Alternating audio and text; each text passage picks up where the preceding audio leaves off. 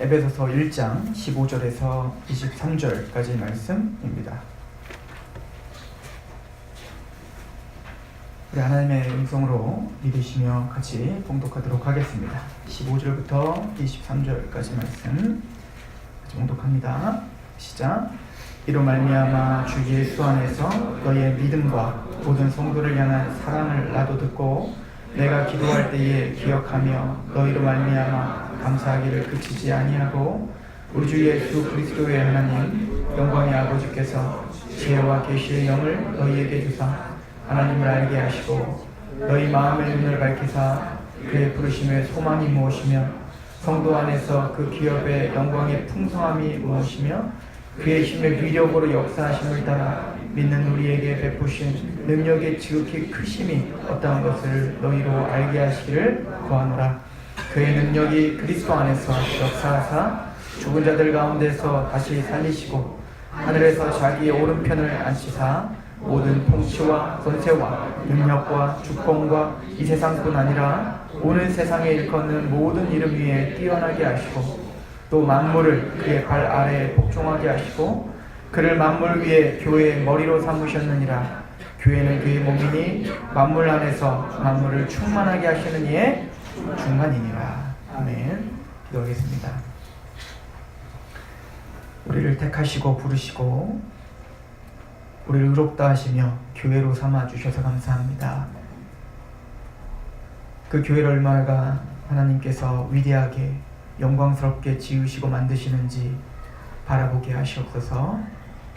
이 시간 온전히 하나님의 은혜 가운데 우리를 부름받은 장자들의 총회인 교회가 얼마나 위대한 곳이며 얼마나 감격스러운 곳인지를 바로 알아 하나님 앞에 감사의 예배로 나가게 하시옵소서. 성령님 우리를 조명하셔서 전하는 입술을 겸손케 하시고 듣는 하는 백성들의 마음과 생각을 여시옵소서. 예수님의 이름으로 감사하며 기도합니다. 아멘. 사도신경을 강의하고 있고 그 사도신경을 강의한 것을 우리 유튜브에 올려놓고 있죠. 우리 설교가 유튜브에 올라가고 있는데 이름 모를 어떤 분이 저에게 메시지를 보냈어요. 유튜브를 사도신경을 강의한 것을 보고 저에게 메시지를 보낸 거겠죠. 그분이 저에게 이렇게 메시지를 보냈습니다. 사도신경은 사탄이 만든 것이고 그 이유가 바로 이 거룩한 공회라고 하는 것이 로마 카톨릭이 바로 자신들을 합리화하고 그 거룩한 공회라고 하는 것 때문에 얼마나 많은 사람들이 순교를 당했는지 아십니까? 그렇게 저에게 메시지를 보냈습니다. 그래서 저는 답을 하지 않았습니다. 어차피 오늘 설교할 거기 때문에 그냥 그거 들으시라고. 무식한 얘기입니다. 왜 그러냐면 거룩한 공회라고 하는 이 말은 로마 카톨릭을 이야기하는 단어가 아닙니다. 물론 영어에는 캐톨릭이라고 써 있어요. 그러나 홀리 캐톨릭 처치라고 하는 것은 카톨릭이라고 하는 것은 천주교, 로마 카톨릭을 칭하는 용어가 아니에요. 예를 들어서 모든 이단들이 좋은 용어들은 지들이 다 자기 거라고 쓰고 있지 않습니까? 하나님의 교회, 그게 진짜 안상홍 증인회를 칭하는 용어입니까? 신천지, 새하늘과 새 땅이라는 용어인데 그게 진짜 신천지가 진짜 신천지인 거예요? 캐톨릭, 그게 자기들이 캐톨릭이라고 해서 그게 진짜 캐톨릭이냔 말입니다. 무슨 이야기인지 아시겠습니까? 캐톨릭이라는 뜻은 보편적인, 우주적이라는 뜻인 거예요. 로마 카톨릭을 칭하는 용어가 아니라 천주교를 칭하는 용어가 아니라 초대교회 때부터 우리는 캐톨릭 처치를 믿습니다. 홀리 캐톨릭 처치를 믿습니다 라고 고백하는 것은 우주적이고 보편적인 교회를 믿습니다 라고 고백하는 것입니다. 우주적이고 보편적이라는 것은 갈라디아서 3장 28절에 보면 너희는 유대인이나 헬라인이나 종이나 자유인이나 남자나 여자나 다 그리스도 예수 안에서 하나다 라고 고백을 하죠. 우리는 한 성령, 한 하나님, 한 주님을 믿어요. 인종, 성별, 또 남녀, 노소 불문하고 그 예수 그리스도를 믿기만 한다면 에베소서에 말하는 것처럼 예수 그리스도께서 십자가의 죽으심으로 막힌 담이 허물어졌다는 겁니다. 이제는 하나님의 교회는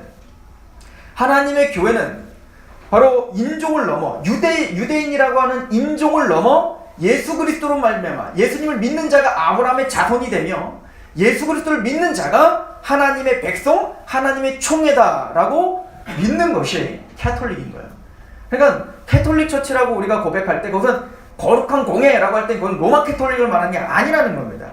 그 얘기는 로마 캐톨릭이라고 생각하는 사람은 이미 캐톨릭에게 속고 있는 거죠.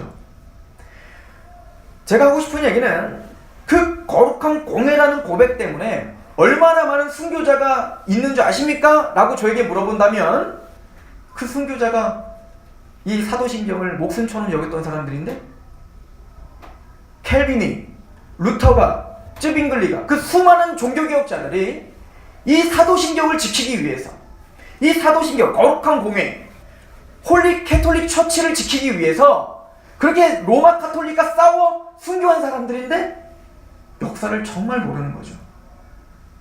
우리가 믿고 있는 교회는 우주적이고 보편적인 교회를 믿습니다. 우주적이고 보편적인 교회라는 건 무엇이냐면 우리가 교회를 이야기할 때 제가 웨스트민스터 신앙고백서를 주보에 실어놨습니다. 꼭 읽으셔야 됩니다. 그리고 오늘 설교를 다 들으신 이후에 다시 한번 살펴보시고 우리가 믿는 바가 무엇인지를 다시 한번 정리하시기 바랍니다. 교회는 두 가지 교회가 있다라고 우리는 믿습니다.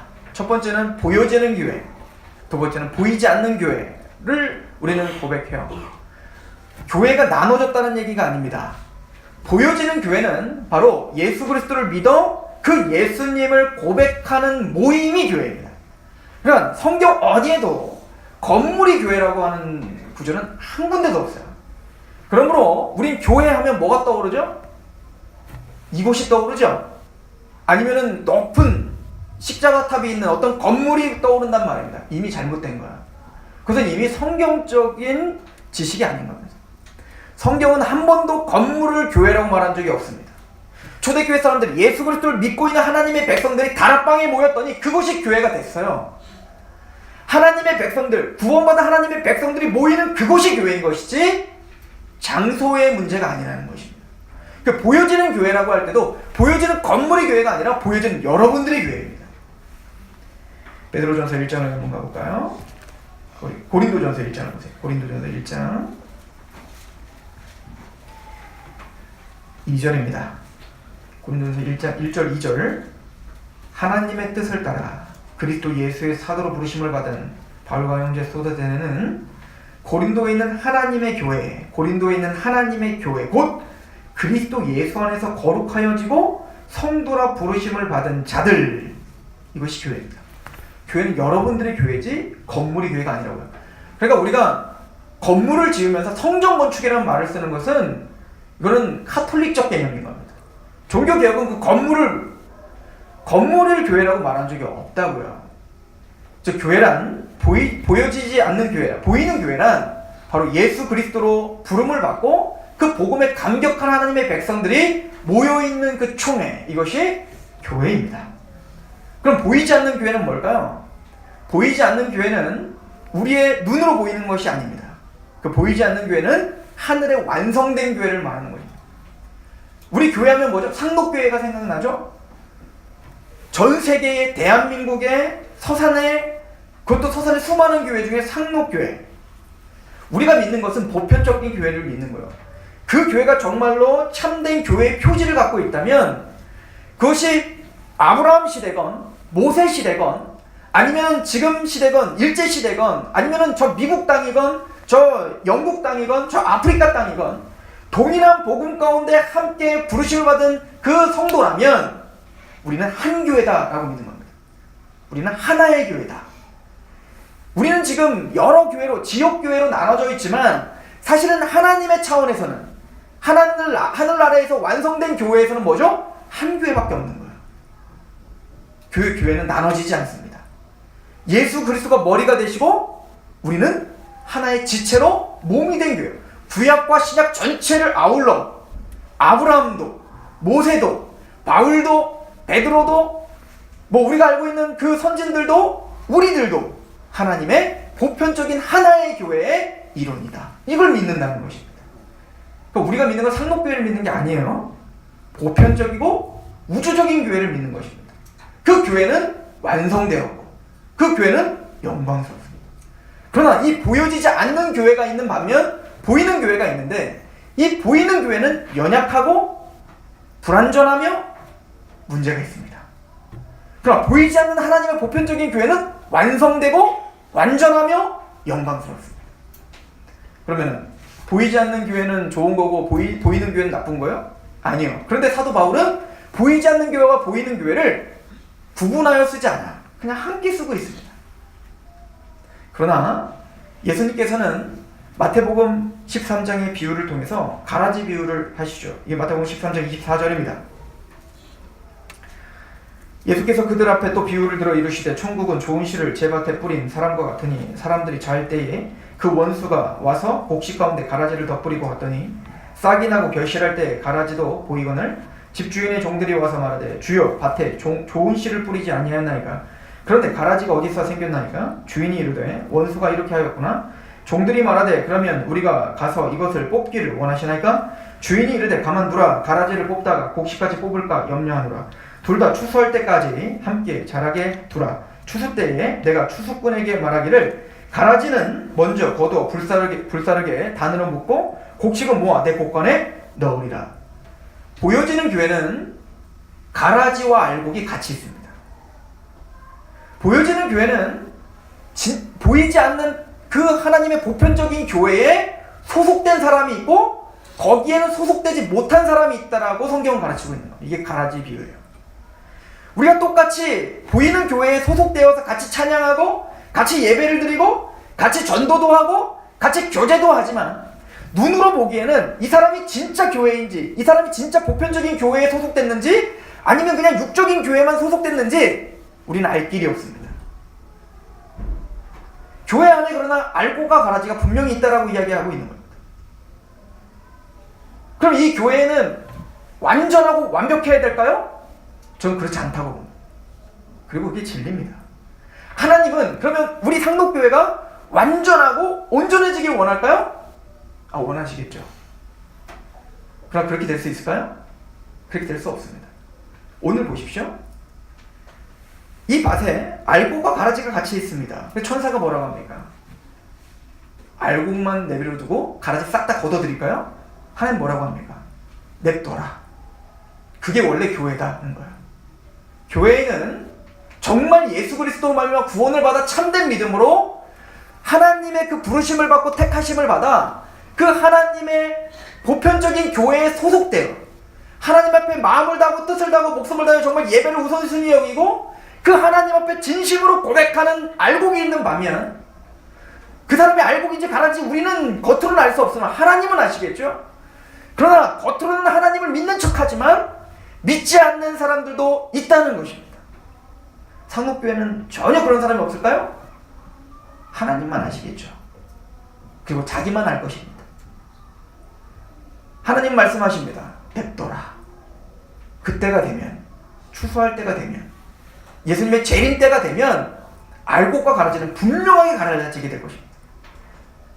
똑같은 교회의 모습을 하고 있지만 가라지가 되어서 영원한 불못에 던져질 것이고 알곡은 키질을 하여 그 알곡은 하나님의 새하늘과 새 땅에 참여하게 될 것입니다. 이건 양과 염소의 비유도 동일한 거예요. 그래서 고린도 교회에게 사도 바울이 편지를 보내면서 고린도 교회에게 보냈습니다. 보여지는 고린도 교회에게 보냈죠. 분열이 있고 싸움이 있고 그러나 그것도 교회입니다. 사도 바울이 말합니다. 그래서 사도 바울은 말합니다.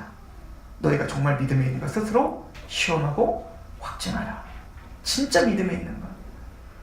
너희가 은사를 가지고 체험을 하고 방언도 하고 예언도 하고 그런 걸 했다 할지라도 그게 문제가 아니라 네가 진짜 믿음에 있는가? 참된 하나님의 백성인가? 너희가 진짜 교회인가? 너희 믿음을 정말 진지하게 돌아봐라. 그렇게 우리에게 고백하고 있는 거예요. 히브리서 12장 22절부터 24절은 이렇게 고백합니다. 그러나 너희가 이른 곳은 시온산과 살아계신 하나님의 도성인 하늘의 예루살렘과 천만 천사와 하늘에 기록된 장자들의 모임, 하늘에 기록된 장자들의 모임이 있다는 겁니다. 그게 여러분들에게 축원합니다. 그게 여러분들에게 또 그 확신이 있으시길 축원합니다. 단순히 보여지는 교회에 소속되는 것으로 끝난 게 아니라 나는 정말 보편적인 거룩한 하나님의 보편적인 우주적인 교회에 택함받은 하나님의 총회에 나는 기록된 사람입니다. 그 확신과 그 기쁨과 그 평안 때문에 하나님을 예배하고 나는 이 땅에 살고 있지만 하늘에 기록된 내 이름이 하늘에 생명책에 기록된 나는 하나님의 백성입니다. 나는 그 기쁨으로 예배드리며 그 기쁨으로 신앙생활하기를 축원한단 말이에요. 예수님께서는 혼인잔치 비유를 마태복음 22장에 하십니다. 마태복음 22장의 혼인잔치 비유는 한 왕이 잔치를 베풉니다. 그리고는 그 잔치에 처음에 베풀 때는 어떤 사람을 초청할까요? 잔치에 참여할 수 있는 귀족들을 마땅히 참여해야 될 사람들을 부르겠죠. 근데 그 사람들은 모두가 다 나는 밭에 가야 되고 난 뭐 해야 되고 바쁘다는 겁니다. 내 일이 바쁘기 때문에 왕의 잔치에 갈 시간이 없다는 거예요. 그래서 아예 잔치에 참여하지 않습니다. 1차적으로는 유대인을 가리키는 겁니다. 예수님과 하나님은 유대인들에게 끊임없이 선지자를 통해서 그 하나님의 혼인잔치에 참여하라, 예수 그리스도의 십자가에 참여하라, 복음에 참여하라 끊임없이 순교하며 전했죠. 끝끝내 유대인은 예수를 십자가에 못 박아 죽입니다. 2차적으로는 세상을 말합니다. 세상 사람들은 예수 그리스도 앞에 하나님의 복음 앞에 그 하나님의 총회에 참여합시다 라고 이야기하면 바쁘다는 겁니다. 내가 그럴 시간이 없다는 겁니다.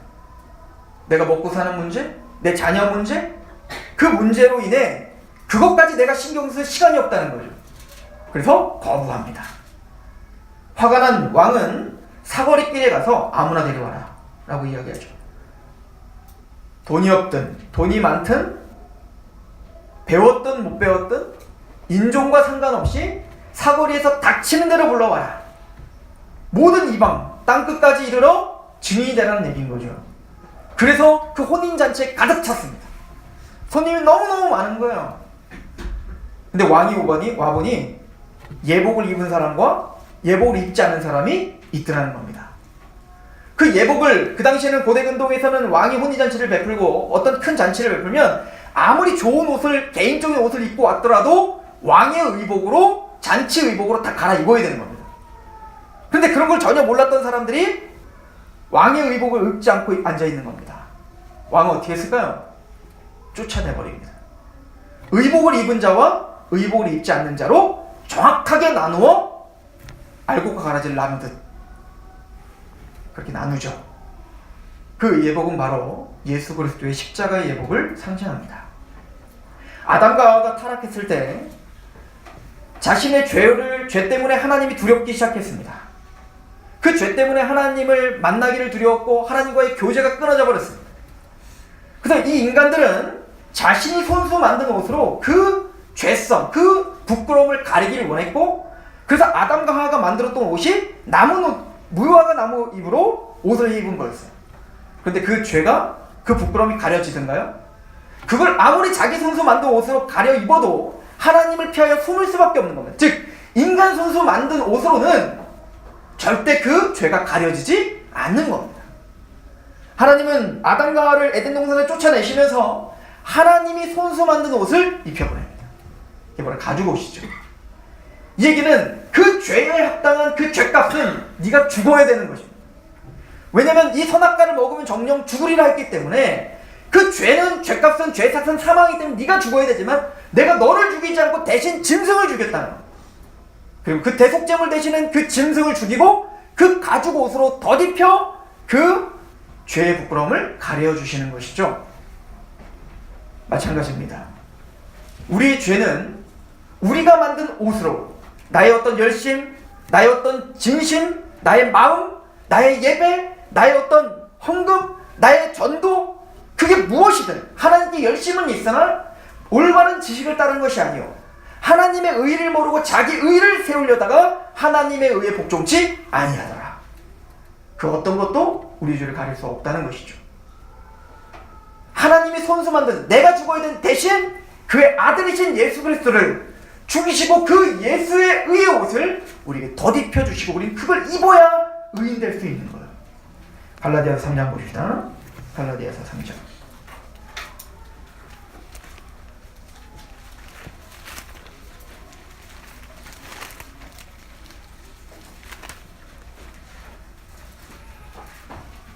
3장 26절부터 29절까지입니다. 같이 공독할까요? 시작. 너희가 다 믿음으로 말미암아 그리스도 예수 안에서 하나님의 아들이 되었으니 누구든지 그리스도와 합하기 위하여 세례를 받은 자는 그리스도로 옷 입었느니라. 예수 그리스도로 합하여 그 십자가의 죽으심과 부활에 내가 믿음으로 합하여져서 그 십자가를 정말 믿는, 또 그 부활을 정말 믿는, 그래서 영적인 성령 세례를 받은 하나님의 백성들, 바로 그리스도로 옷 입었느니라. 이게 예복인 거예요. 혼인잔치 비유에서 그 예복을 입은 자만 남겨놓고 나머지는 다 내쫓았습니다. 그리고 예수님이 마지막 한마디를 하시죠. 부르심 받은 자는 많되 택하심 받은 자는 적다. 교회는 사람들이 그득그득합니다. 그러나 교회에 앉아있는 그 수많은 사람 중에 부르심을 받은 것이죠. 택하심 받은 자는 적다라고 말합니다.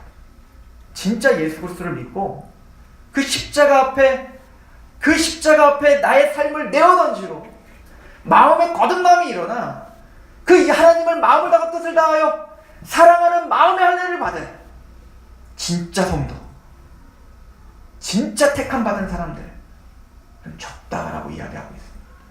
이건 제 얘기가 아니에요. 예수님의 이야기입니다. 이것은 우리를 경계하게 하고 우리의 믿음을 돌아보게 하는 것입니다.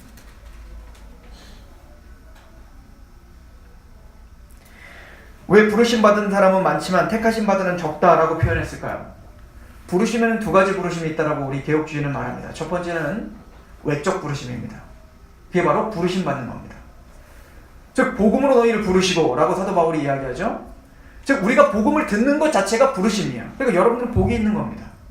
에베소서 1장 13절에 너희가 그리스도의 말씀을 듣고 또한 믿어 라고 이야기하는데 그 앞에 추임새처럼 뭐라고 이야기하냐면 너희가 그 안에서 그리스도의 하나님의 구원 얻는 말씀을 듣고 또한 그 안에서 믿어 라고 말하죠. 우리가 믿는 것도 그 안에서 믿는 거예요. 그 안에서 복음도 듣는 거예요. 그러니까 여러분들이 복음을 듣고 참된 십자가를 들었다면 이미 그리스도 안에서 듣고 계시는 겁니다. 부르심이 있는 겁니다. 기적이죠. 여러분들이 저 인도에 태어났으면 이 복음을 들을 수 있었을까요? 여러분들이 조선시대 때 태어났으면 여러분들이 이 복음을 들을 수 있었을까요? 아니고요. 여러분들이 우연히 이때 태어난 게 아니라는 겁니다. 여러분들이 우연히 이 복음을 듣고 있는 게 아니라는 겁니다. 우연히 그 십자가를 깨달아진 게 아니라는 겁니다. 그리스도 안에서요. 에베소서 1장에 그리스도 안에서, 그 안에서 하나님이 만세정도 우리를 예정하사 그 하나님의 선택이 있었다는 겁니다. 그럼 우리가 이 사람이 부르심을 받은, 그 외적인 부르심을 받은 사람들 중에 이 사람이 진짜 구원받았나 안 받았나 어떻게 할 수 있을까요? 이 사람이 부르심은 받지만 택한 사람은 적다라고 했는데 이 사람이 정말 택함 받은 자구나, 이걸 우리가 어떻게 할 수 있냔 말이에요. 나를 볼 때 나는 부르심만 받았지 택함 받은 거, 나는 알곡인지 가라지인지 뭘로 할 수 있냐고요. 내 택하심을 어떻게 확신할 수 있죠? 데살로니가전서 1장을 볼까요? 데살로니가전서 1장.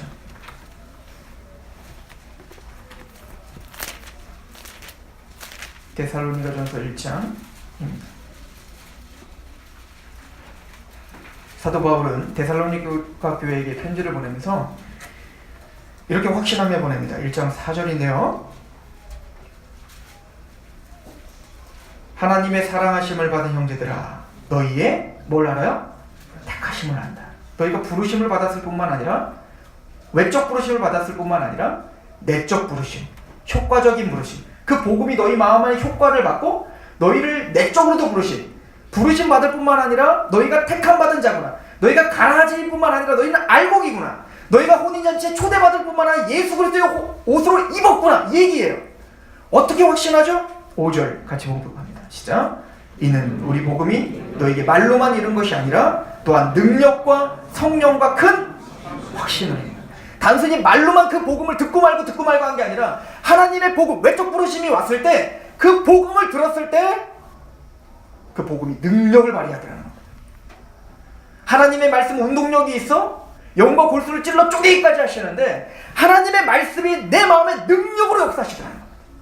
거기에 성령님이 오시더라는 거예요. 그 성령님이 어떻게 하는 거예요? 그 복음의 말씀을 듣고 또한 믿어 성령 인치심을 받은 것처럼 그 복음의 말씀을 들었을 때 내 마음에 강하게 인쳐주시더라는 겁니다. 그래서 뭐가 생기죠? 큰 확신이 생기더라는 겁니다. 그 십자가 믿어집니다. 그 부활이 진짜 믿어집니다. 그래서 그 십자가의 사랑에 감격하여 하나님을 사랑할 수밖에 없게 됩니다. 그래서 하나님을 사랑할 수밖에 없게 되어 그의 말씀을 존중하게 됩니다. 너희가 거듭난 것이 썩으로 씨로 된 것이 아니라 썩지 아니할 하나님의 살아있는 말씀으로 되었으니 그 말씀을 우리가 거듭납니다. 그뿐만 아니라 너희는 어린아이처럼 신령한 젖을 사모하나니 그 하나님의 말씀을 존중히 여기고 그 말씀을 알고자 갈급함이 생깁니다. 어린아이가 누가 시키지 않아도 그 말씀을 그 젖을 엄마의 젖을 빨아당기는 것처럼 그렇게 누가 시키지 않아도 본능적으로 하나님의 말씀 앞에 서서 그 말씀을 존중히 여기고 그 말씀 앞에 나를 비춰보는 그 은혜가 있어요. 아, 택함 받았구나. 아, 진짜 하나님의 사람이구나. 아, 진짜 하나님의 백성이구나. 사도 바울은 그 확신이 있었던 거예요. 저는 저와 여러분들이 보편적인 교회의 교인이길 소망합니다. 단순히 표면적인 우리 교회를 자랑하는 게 아니에요. 우리 상록교회가 어땠다 저땠다를 자랑하는 게 아니라 하나님의 교회가 무엇인지, 내 마음에 어떤 하나님의 나라가 임했는지, 그 하나님의 나라 때문에 내가 어떤 변화가 일어났는지, 그것 때문에 내가 얼마나 하나님을 찬양하는 자가 됐는지, 하나님의 그 사랑이 나를 어떻게 사랑해서 교회로 만들어서 이 교회가 얼마나 하나님 보시기에 위대한 곳인지, 그 감격 있는 사람들이 택함 받은 사람 아니겠어요? 그 하나님의 마음을 같이 동참하여 함께 그 교회를 세워나가는 것이 하나님의 사람 아니겠어요? 저는 그게 진짜 구원받은 사람이라고 믿습니다. 이게 교회예요. 교회는 행정이 아닙니다. 교회는 기구가 아니에요. 교회는 생명입니다. 교회는 여러분의 모든 것입니다. 여러분들 사도 바울이 뭐라고 얘기하는지 아십니까? 나는 복음의 제사장입니다. 나는 예수의 일꾼입니다. 성경에 있는 얘기를 다 해드리는 거예요. 나는 교회의 일꾼입니다. 예수 그리스도께서 나에게 남겨주신 그 고난을, 내 육체의 고난을 교회에 채우겠습니다. 왜 사도 바울은 그 인생을 교회에게 걸었을까요? 왜 하나님의 말씀에 온전한 서 있는 교회를 세우는 것이 왜 우리 일생일대의 목표가 되어야 될까요? 교회의 거디가 떨어지고 교회는 여전히 연약해 보이지만 하나님의 소원과 하나님의 소망은 교회에 있단 말입니다. 하나님의 나라와 하나님의 뜻이 이루어지는 통로는 교회란 말입니다. 하나님의 그 뜻이 이루어지는데 보잘것없고 연약해 보이는 이 교회가 아니면 하나님의 뜻이 이루어지질 않는단 말입니다. 이게 오늘 본문의 이야기예요. 에베소서 1장을 가보십시오.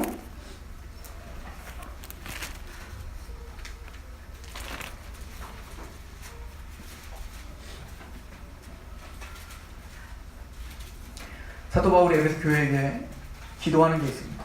진심으로 바라는 게 있습니다. 사도 바울이 물질적으로 핍절했고 육체적으로 너무너무 힘든 삶이 있었습니다. 우리보다 어떻게 보면 우리의 고민, 우리의 갈등, 우리의 그 어떤 것은 사치일 수도 있습니다. 사도 바울이 보기엔. 근데 그 사도 바울은 교인들에게 진짜 원하는 소망 하나가 있었습니다. 매일같이 교회를 위해서 기도하며 에베소 교회의 상도들을 생각하면서 기도할 때 이 기도만 했다는 거예요. 15절에 이로 말미암아 주 예수 안에서 너희의 믿음과 모든 성도를 향한 사랑을 나도 듣고 내가 기도할 때 기억하며 너희로 말미암아 감사하기를 그치지 아니하고 우리 주 예수 그리스도의 하나님 영광의 아버지께서 지혜와 계시의 영을 너희에게 주사 하나님을 알게 하시고 너희 마음의 눈을 밝히사 그의 부르심의 소망이 무엇이며 성도 안에서 그 기업의 영광의 풍성이 무엇이며 그의 힘의 위력으로 역사하심을 따라 믿는 우리에게 베푸신 능력의 지극히 크심이 어떠한 것을 너희에게 알게 하시길 구하노라. 이걸 원하십니다. 하나님이 너희를 어떻게 부르셨는지, 하나님이 어떤 능력이 크신 기적으로 너희를 구원시켜 성부 하나님께서 너희를 만세전부터 예정하시고 성자 예수님이 자기의 피로 너희를 구원하시고 성령 하나님이 너희를 인쳐주셔서 너희를 교회 삼아주셨다. 이게 얼마나 기적적인 이야기인지, 이게 얼마나 영광스러운 이야기인지, 그 하나님의 크신 위력의 그 능력을 알고 하나님을 알아 성장하길 바라는 거예요. 그리고 말하죠. 20절. 그의 능력이 그의 그리스도 안에서 역사하사 죽은 자들 가운데서 다시 살리시고 하늘에서 자기 오른편에 앉히사 모든 통치와 권세와 능력과 주권과 이 세상뿐 아니라 오는 세상에 일컫는 모든 이름 위에 뛰어나게 하시고 22절 23절 시작. 또 만물을 그의 발 아래 복종하게 하시고 그를 만물 위에 교회의 머리로 삼으셨느니라. 교회는 그의 몸이니 만물 안에서 만물을 충만하게 하시는 이의 충만이니라. 이 충만이라는 단어는 완성이라는 뜻입니다. 보통 이제 하나님의 때를 말할 때 때가 참회라고 표현하죠. 그 얘기는 뭐냐면 물이 가득 찬 상태, 완전한 상태, 하나님의 뜻이 완전하게 가득 찬 상태를 때가 참회라고 말하는 거라고요. 여기서 말하는 충만이라는 단어도 바로 그 때가 찬 걸 말합니다. 하나님의 뜻이 꽉 찬 상태. 즉 이것은 하나님이 만물을 향한 하나님의 계획이 있죠. 하나님의 뜻이 있죠. 여러분들 매일매일 기도하시잖아요. 하늘에 계신 우리 아버지의 이름만이 거룩히 여김을 받길 원합니다. 누구를 통해서? 나를 통해서. 그래서 하나님의 나라가 임하시옵시고 아버지의 뜻이 하늘에서 이미 이루어진 것처럼 땅에서도 이루어질 것입니다. 이걸 믿는 거 아닙니까?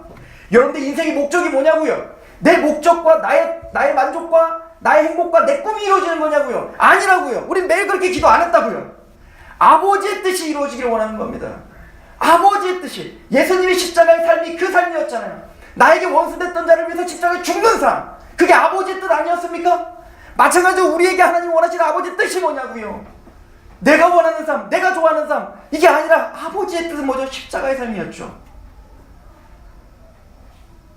아버지의 뜻이 이미 이루어졌다고요. 하늘의 뜻이 이미 이루어졌단 말입니다. 그게 충만입니다.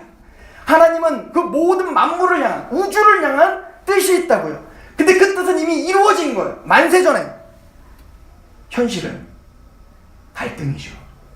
물이 바다 덮음과 같이 여호와를 인정하는 것이 가득하기를 고백합니다. 우리 가정이 하나님을 인정하는 것이 가득하기를 원하고, 우리 모든 교회 성도들이 하나님의 영광을 인정하는 것을 가득하기를 원하고, 나의 머리끝부터 발끝까지 하나님을 영광을 인정하는 것이 가득하길 원합니다 라고 고백하지만 눈을 떠보면 여전히 부족하죠. 여전히 하나님의 영광이 아닌 내 영광을 위해서 살죠. 여전히 내 영광 때문에 이기적인 때 싸움이 일어나는 게 현실이죠. 그래서 고백하는 거예요. 하나님의 뜻이 하늘에서 다 이루어진 것처럼 제발 이 땅에서도 하나님의 뜻이 이루어지게 해주세요. 이게 우리의 고백 아닙니까? 그 뜻은 반드시 이루어집니다. 그런데 보십시오. 만물을 충만하게 하는 그 충만이 누구래요? 우리라는 겁니다. 여러분인 거예요. 교회인 겁니다. 연약하고 부족하고 자격 없고 힘도 없고 앞으로 소망도 없어 보이는 우리인데 너희 부르심을 보라는 겁니다. 능한 자가 많지 않고 문벌 좋은 자가 많지 않고 지혜로운 자가 많지 않은 우리인데 그 하나님 그 크신 뜻을 이루기 위해 우리를 사용하시겠다는 거예요. 만물을 충만케 하는 충만. 이게 뭔 얘기죠? 아브라함에게 뭐라고 합니까? 아브라함아, 창세기 12장에 너에게 복을 주마. 그리고 네가 복의 근원이 되마. 이거를 개정에는 직역을 하죠. 내가 너에게 복을 주마. 네가 복이 되마. 이게 뭡니까? 목이 말라. 내가 목이 너무 말라. 그 복이 뭐죠? 물을 마시는 거예요. 아브라함아, 내가 너에게 물을 마시게 해줄게. 그러나 네가 물을 마실 뿐만 아니라 네가 우물이 되마.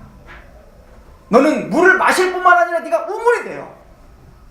갈급한 영혼이 너를 통해서 우물을 마시고 복의 근원이 되게 하마. 이게 복이 된다는 뜻이에요. 충만케 하마. 그리고 우리가 충만이 될 것입니다. 교회는 그렇게 사도 바울이 보기에는 쉬운 곳이 아닌 거예요. 우리 에베소서 3장을 잠깐 보시겠습니까?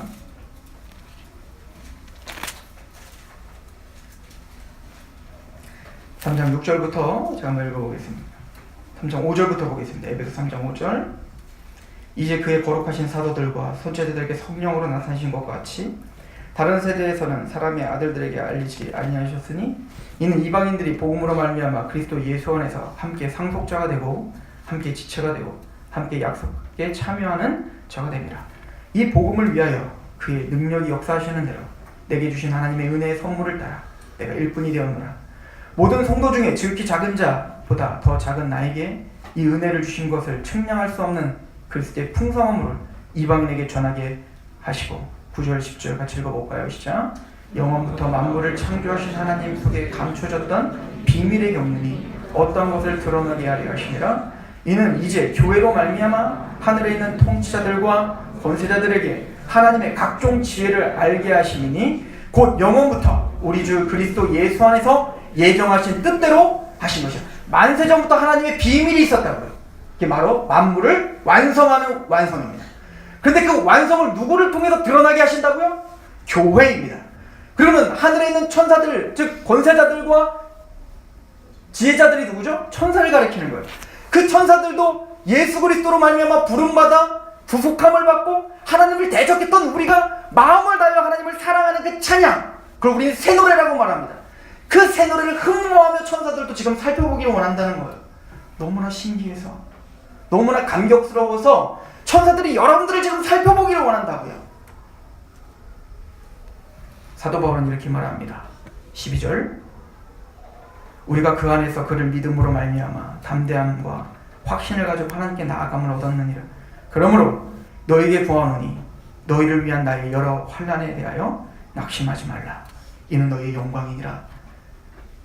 에베소 교회 성도들이여, 나는 언제 죽을지 모르는 로마 감옥에 갇혀 있습니다. 나는 이제 죽을 것입니다. 언제 순교를 당해도 이상하지 않습니다. 에베소 교인들은 아마 사도 바울을 생각할 때 맨날 울었을 것입니다. 우리 때문이라고. 우리에게 복음을 전해주다가 저렇게 됐다. 사도 바울이 편지를 보내는 겁니다. 울지 마십시오. 낙심하지 마십시오.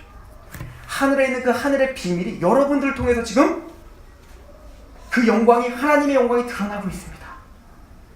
그거면 족합니다. 내 인생 그걸 위해서 헌신하고 그것 때문에 죽는다면 나는 그것이 나의 영광입니다.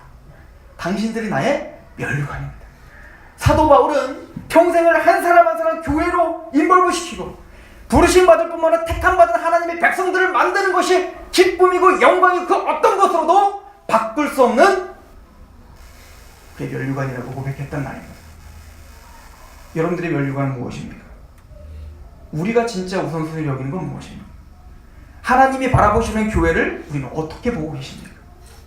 연약한 우리를 통해서 하나님이 역사하시겠다는 이 약속은 누구를 향한 약속이십니까? 기도하겠습니다.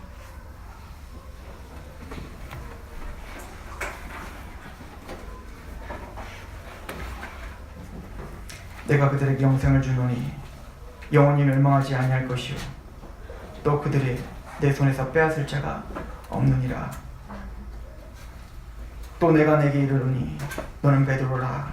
내가 이 반석 위에 내 교회를 세우리니 음부의 권세가 이기지 못하리라. 영광스러운 교회로 불러주신 하나님, 보편적이고 우주적인 하나님의 교회에 참된 성도가 되게 하신 그 기적과 그 능력과 그 하나님의 사랑에 감격합니다. 우린 교회입니다. 교회답게 하시옵소서. 교회답게 빛을 발하게 하시옵시고 그 하나님의 만물을 충만케 하는 그 충만임을 고백하며 그렇게 예배하게 하시고 그렇게 삶의 예배로 드려지게 하옵소서. 그렇게 사랑하게 하시고 그렇게 하나님께 영광을 돌리게 하시며 그렇게 다시 한번 믿음으로 다짐하게 하시옵소서. 예수 그리스도의 이름으로 감사하며 기도합니다. 아멘.